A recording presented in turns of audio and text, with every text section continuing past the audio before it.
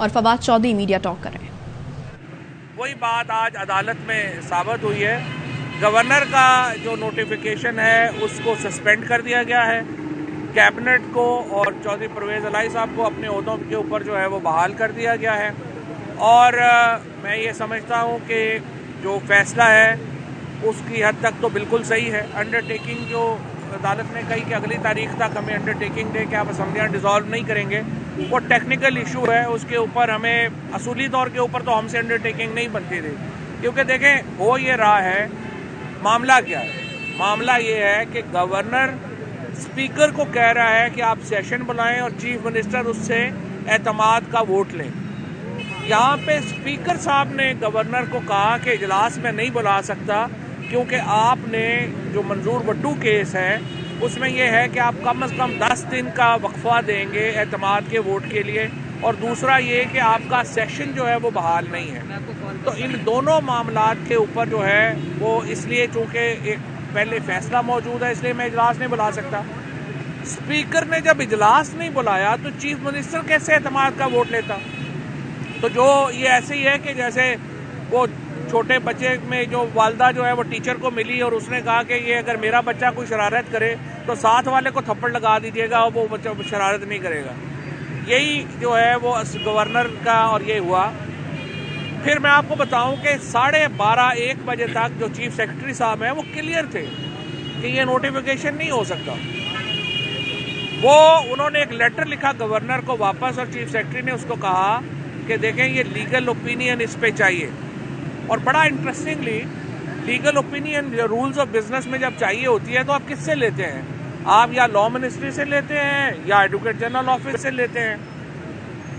जो गवर्नर साहब हैं उन्होंने अपने वकला से एक लीगल ओपिनियन बनवाई और बनवा के चीफ सेक्रेटरी को भेज दी, और चीफ सेक्रेटरी साहब बेचारे पता नहीं अब तफसीलात आ जाएंगी, पाकिस्तान में कहाँ रुकती है तफसीलात।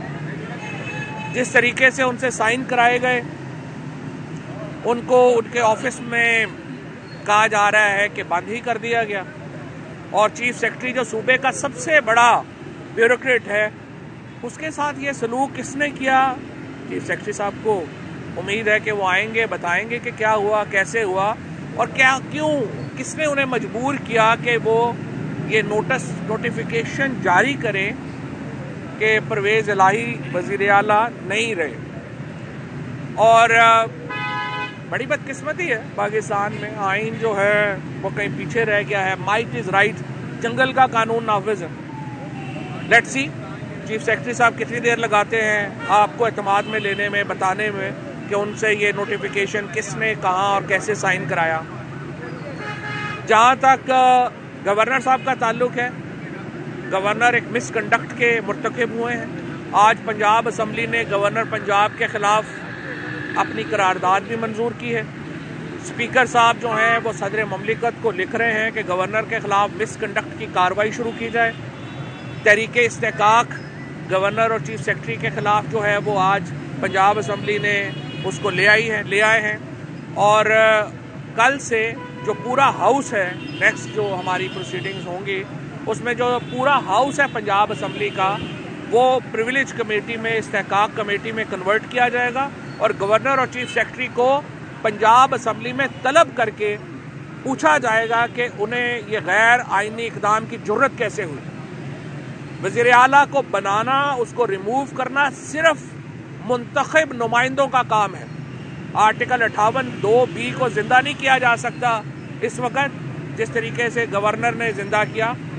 और आज अदालत ने बिल्कुल दुरुस्त तौर के ऊपर ये फैसला किया, और 58(2)(b) की जो ताकत गवर्नर ने गैर आइनी तौर के ऊपर इस्तेमाल की, उसको अदालत ने मुस्तरद किया।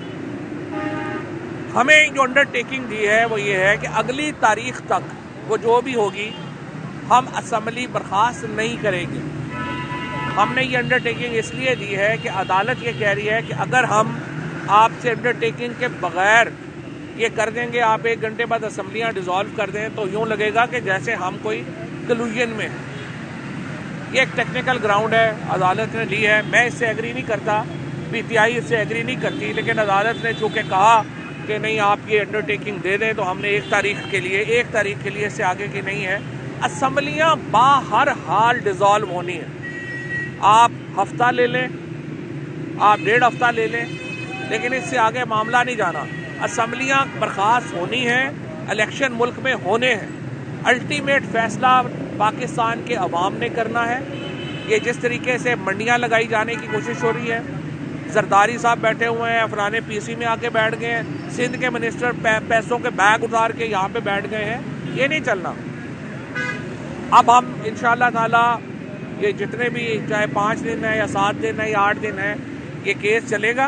हम पहले ही तैयार हैं वोट ऑफ कॉन्फिडेंस लेने के लिए। सिर्फ हमने ये कहा था कि इतना मौका हो कि जो हमारे MPAs मुल्क से बाहर हैं वो वापस आ जाएं, और हमें उम्मीद ये है कि हम अगली तारीख से पहले ही शायद अपने मेंबर्स पूरे करके तो हम ये वोट ऑफ कॉन्फिडेंस वाला जो शौक़ है गवर्नर का, ये भी पूरा कर देंगे।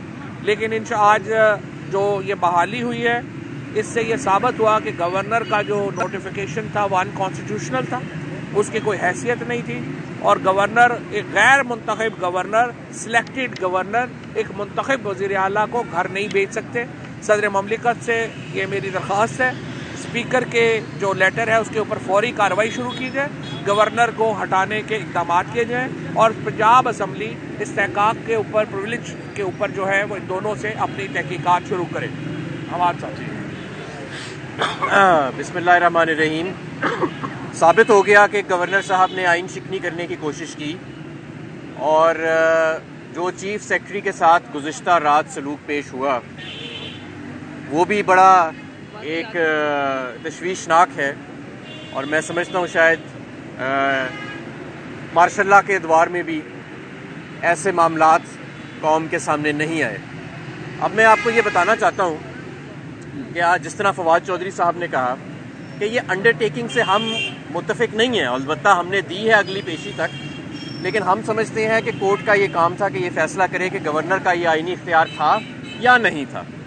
और ये अंडरटेकिंग के मामलात के ज़रिए अवाम के मैंडेट को, या जो अवाम इस वक्त सोच रही है, इलेक्शन की तरफ जाना चाह रही है, ये अंडरटेकिंग से और ऐसे मामलात से नहीं रोका जा सकता, ज़्यादा देर तक नहीं रोका जा सकता। बहरहाल हमने ये दी है कोर्ट का एहतराम करते हुए।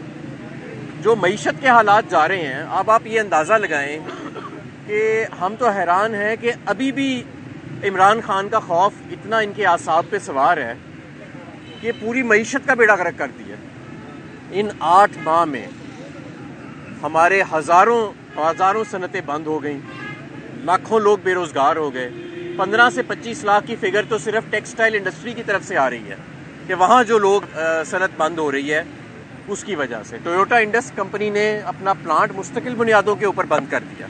हमारे दौर में उन्होंने एक दफ़ा सिर्फ एक शिफ्ट के लिए बंद किया था, तो एक अखबार की जीनत बन गई थी हेडलाइन। इस मरतबा वो अखबार जो है वो ना LNG पे शो कर रहा है, ना वो इस वक्त और नैरेटिव बिल्डिंग के अंदर मसरूफ़ है। तो मैं ये कहना चाहता हूँ कि पाकिस्तान की मईशत अब मज़ीद ये गवारा नहीं कर सकती कि इस तरह का सियासी अदम इस्तेहकाम जो है वो पैदा किया जाए, और इस तरह की पॉलिटिकल इंजीनियरिंग की जाए जिस तरह की जा रही है।